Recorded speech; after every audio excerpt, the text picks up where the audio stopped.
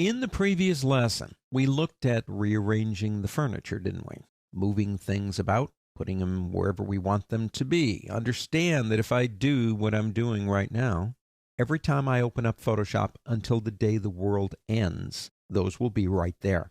I can always come up and reset whichever one of these I'm on. And you will notice that if we go up here, Adobe does have a few for us. Like they have one on painting, and they have one on 3D or motion. Let's go back to Essentials. Those are Adobe's. Every one they've given me are fine, but I want my own. I want to create my own look. I can do that. We did that in the last lesson.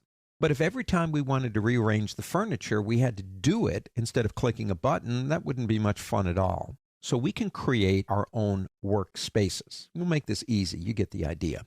Sit down with a cup of coffee or tea or whatever you like, and think through the process of when you're doing a particular workflow in Photoshop, what are the most valuable assets that you need visible, those panels, and which ones don't you need? So let's just say, okay, I don't need styles like this one right here. And you could pull it out and click the little X button right here. Well, I don't work with swatches. I do my colors from here. So we could pull that one out and go ahead and click here. And we say, well, I don't know, why don't we put adjustments in color and save a little room and say pull that up to there. And we're rearranging the furniture. And while we're here, I'm going to go into the word window. And I think I need, because I love them, I need history. That's already over there. I need actions. I love actions. So let's get actions, and that'll put it over here automatically. And I don't want it over there. So I'm going to drag it out of here. Well, I'm going to leave it right here. I mean, I wouldn't normally do that, but this is what I want. This is my workspace. It's based on what I do in a particular workflow, and you can have 100 of these things if you want them. I've got about 24. If you come up to the word window, you can go down to workspace, and you can do it here, new workspace, or you can come over to here and click Essentials and do it from here. Let's call that Andy's workspace. Now, I want you to go back in your mind to what we did in this chapter on keyboard shortcuts and menus, because this is where they start coming in.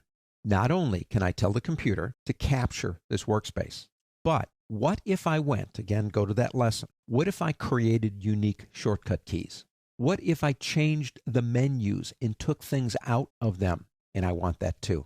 That's where this becomes valuable, because not only can you make multiple workspaces, multiple keyboard shortcut and menu systems, but you can put them all together into the workspace. And let's go ahead and go back to Essentials. We have to reset it to make it work the first time.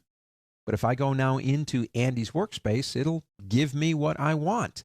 But if I had made changes to the menus, if I had added specific shortcuts that were unique to that particular way that I work, they would be there, and they would only be there when I access that particular workspace. I think that ties together the shortcuts and the menu options all together into a workspace. Now let's go ahead and go back to Essentials for now. If for whatever reason you don't like what you did, don't want it, never going to use it again, you can either go here to Essentials and say Delete Workspace, or you can come up here and say Delete Workspace. Now you will notice that the only ones you can really delete are the ones that aren't active. This one's active. You can't delete that one. Or you can say every custom one. I want to start all over again. And I'll say yes to that. Now, I still have the ones Adobe gave me, but all the ones that I put together, because I was just playing around, I want to see if I could do it. Now I'm going to get serious, so I want to start all over again. Just reset them all. Workspaces, valuable, because every time you open up Photoshop, there's a certain thing you're doing, and setting up a workspace to help the flow is just going to save you time. It's going to give you more control, and you're going to be more creative. That's what this chapter has been all about. Efficiency to control to creativity.